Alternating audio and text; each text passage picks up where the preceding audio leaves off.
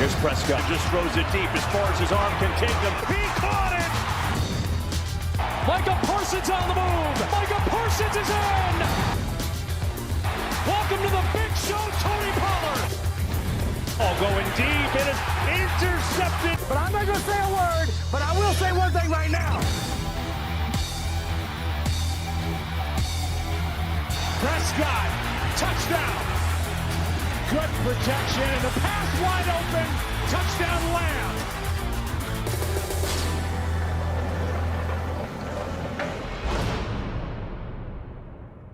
Well, hello there, ladies and gentlemen. Welcome back to the channel. It's Space Cowboy here with another video for you guys here today. And we have to talk about the impending deadline between the Dallas Cowboys and Tony Pollard to hammer out a long-term deal. If they don't, what does that mean? If they do, what does it mean? What do I want to see? We're going to get through all that in today's video.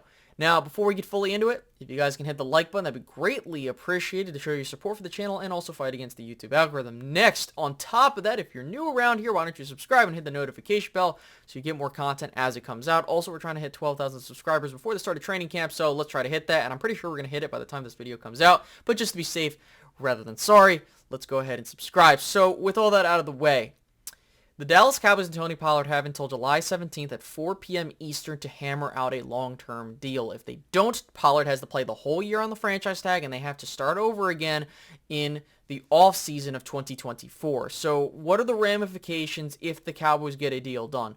Well, if the deal gets done, you're probably looking between 10 mil to 11 mil APY, because I say this all the time. And people don't want to believe me, or people think otherwise because of how markets go.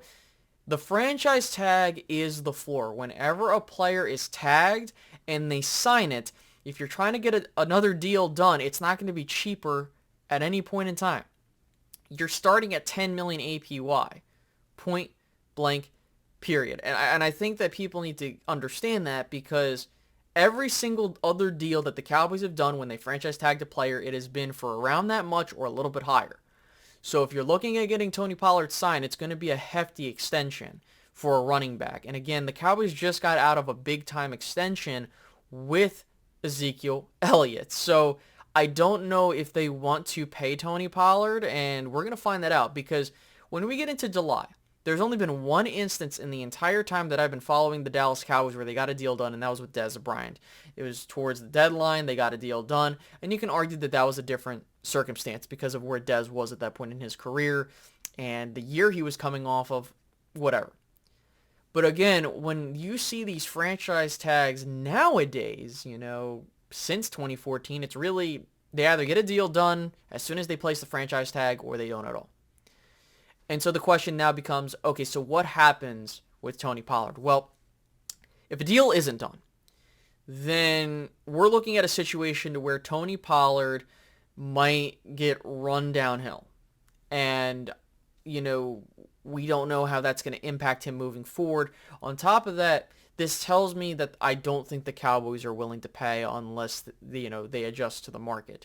And I think that's one way of going about it, because then that $10 million is going to come back to you at the start of the next offseason, which you could throw at Diggs, you can throw at Lamb, you can throw at Parsons, because after this year, Parsons becomes extension eligible, so you have options there. Or you can throw that at Tyler Biadasz.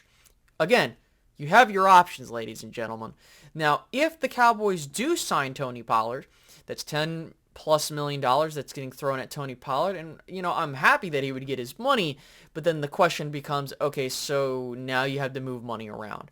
And realistically, as much as it might pain for some people to listen to what I have to say here, I think that this is the best time. If you're trying to keep Tony Pollard, you're going to have to sign him now, because if not, Dak Prescott's money is going to really hurt you in 2024 because of how you touched his contract. You see what I mean?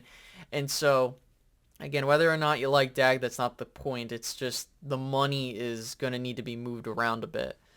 And so we'll see what happens there. Now, what do I want to see? Well, to be completely truthful with you guys, I think that Pollard can walk after this year.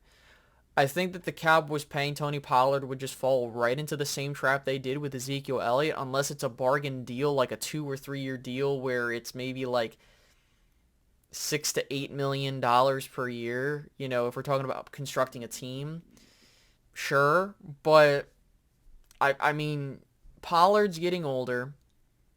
And on top of that, you don't know how the leg injury is going to impact him. You don't know if he's going to keep getting hurt. We don't know.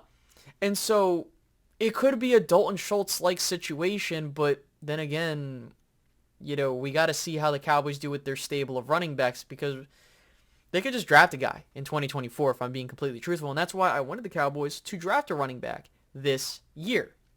They got Deuce Vaughn, but still, I wanted them to draft someone in the second or third round or even later, because you would take that guy and use that to replace Tony Pollard, and then you would just keep churning and burning at the running back position, and that's just the truth of the matter, right?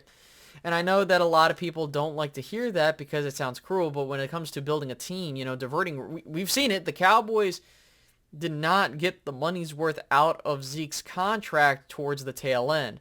And it's not that Zeke was a terrible player. It wasn't the case. It's just that Zeke was not worthy of the money that he was getting paid when you look at the rest of the league, relatively speaking. And on top of, you know, talking about the rest of the league, they're trying to, you know, you got the Tennessee Titans trying to move off of Derrick Henry's contract, right? You see the Vikings just released Dalvin Cook, and, you know, that's a real big deal, because if Tony Pollard is trying to secure the bag, you might want to try and hammer out something now, because if you get run into the ground and you have good stats, you'll most likely get signed. But then you kind of look at how the market has gone, and people aren't just giving out money willy-nilly like that. And I think that, you know, a lot of us were in the same position with Dalton Schultz. It's like, why would we pay him that money when you can just go draft a guy? And luckily you had Ferguson and, you know, Peyton Hendershot to step up for you. But we don't know who's behind Pollard, because now Zeke's gone, and we know that a Zeke reunion is out of the question at this point. I don't know how things are going to go now.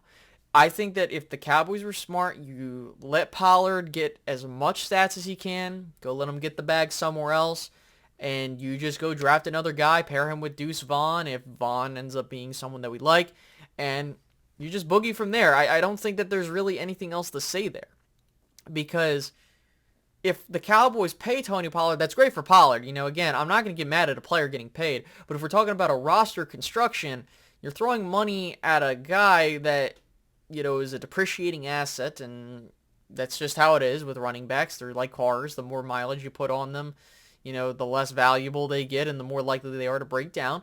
And then you could throw that $10 million at Tyler Biadasz, which is at a spot where you haven't had long-term stability at the center spot, but you could also just continue to churn and burn there, or throw the money at Lamb, Diggs, like I said.